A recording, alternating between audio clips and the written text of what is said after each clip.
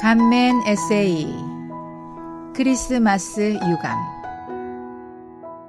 어릴 때 1109 야전 공병단이 들어선 전방 시골 동네에서 자랐습니다. 친구들을 따라 주일학교를 다녔습니다. 고향 동네 한쪽에 오리나무 숲속에 군인교회 예배당이 있었고 거기서 처음으로 풍금이란 것을 보았습니다. 현역 군인들이 교사였는데 이분들의 풍금 반주와 인도를 따라 찬송도 하고 율동도 배운 것이 생각납니다. 특히 연말 크리스마스 때가 되면 마냥 마음이 설레고 즐거웠습니다. 일부 성도님들이 살았던 먼 산 동네까지 새벽송을 돌고 저녁엔 성탄 연극도 하고 선물 교환 시간도 가졌던 어린 시절 추억이 있습니다. 세월이 한참 흐른 후 부산 어느 교회 주일학교 관련 기사를 읽은 적이 있습니다. 그 기사에 따르면 약 8,000명이 넘는 주일학교 학생이 매 주일에 참석했습니다. 지금 생각해도 어마어마한 숫자입니다. 더 놀란 것은 주일학교 학생들에게 그들만의 특별한 프로그램 없이 성인과 똑같이 담임 목사님 설교만 듣게 한다는 것입니다. 물론 크리스마스라고 해서 빵 하나, 연필 하나 별도로 주지 않았답니다. 언젠가 인터넷에서 서울교회 어느 교회 크리스마스 주일 설교 내용을 읽은 적이 있습니다. 모 유명 신학교 조직신학 교수이기도 한 담임 목사님은 크리스마스가 낀 주일에 이레니우스와 아타나시우스가 그리스도의 성육신에 관해 말한 내용으로 설교했습니다. 핵심 내용은 하나님이 사람 되신 것은 사람이 하나님이 되게 하기 위한 것, 즉 신화에 대한 것이었습니다. 이런 말은 동방교회 쪽 성도들에겐 크리스마스 카드에 써서 주고받는 내용이나 서방에서는 신학을 전공한 경우에도 매우 생소할 수 있는 내용입니다. 위와 같이 말한 이레니우스는 폴리갑의 제자로서 그 당시 리용의 감독이었고 오늘날 교의학의 아버지 또는 교회 최초의 조직신학자라는 평가를 받고 있습니다. 이런 일련의 기억들은 아침에 누린 아래 말씀과 함께 주 예수님 탄생의 의미를 되새겨 보게 합니다.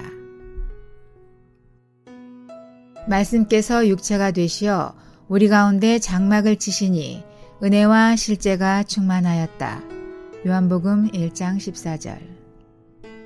성경은 쓰인 이래로 변함없이 그대로 있습니다. 그러나 그 말씀을 이해하는 수준은 신앙 연륜이 깊어갈수록 달라질 수 있습니다. 저의 경우도 그러합니다. 즉, 그 말씀의 의미에 대한 이해와 체험이 더해갈수록 단어 하나하나에 대한 감상이 남다르고 전보다 더 깊은 느낌을 갖게 합니다.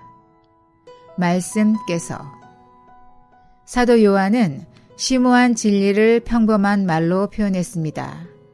따라서 그가 기록한 내용은 언뜻 보면 쉬운 것 같지만 결코 그렇지 않습니다. 예를 들어 위 본문을 처음 읽었을 때 저는 말씀을 막연히 성경 기록 정도로 이해했습니다. 그 후 어느 날 계시록을 읽다가 하나님의 말씀이 주님의 이름, 즉 한 신성한 인격을 가리킴을 알았습니다.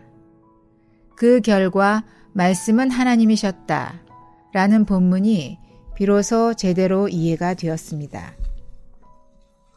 그런데 문제는 그 후에 이어지는 말씀은 하나님과 함께 계셨으며 라는 본문입니다. 있는 그대로 읽으면 하나님이 하나님과 함께 계신 것, 즉 두 하나님들이 계신 것처럼 보입니다. 바로 이런 점이 삼위일체론에서 가장 이해하기 어려운 부분 중 하나입니다. 여호와의 증인들은 이것을 성부는 전능하신 하나님, 성자는 능하신 하나님 무로 구분하여 설명합니다. 그러나 이런 주장은 삼위는 동일 본질이라는 영제에 어긋난 이단적인 가르침입니다.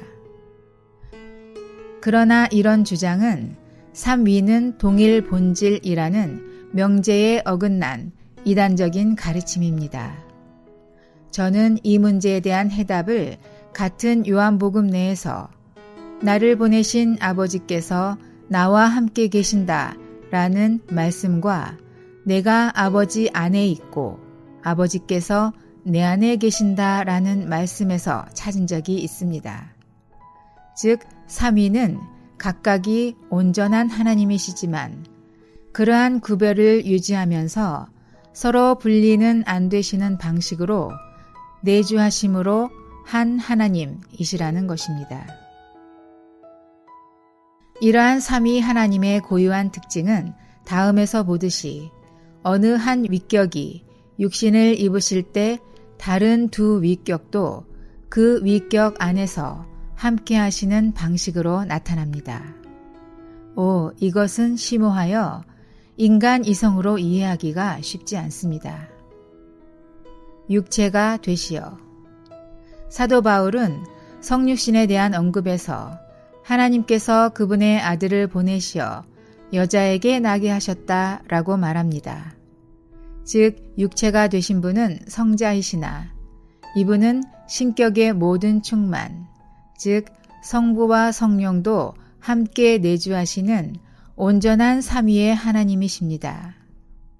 이처럼 무한하신 하나님께서 유한한 사람 안에서 이 땅에 오신 성육신 사건은 그야말로 경건의 큰 비밀입니다. 우리 가운데 장막을 치시니. 개역 성경은 이것을 우리 가운데 거하신다 라고 번역했습니다.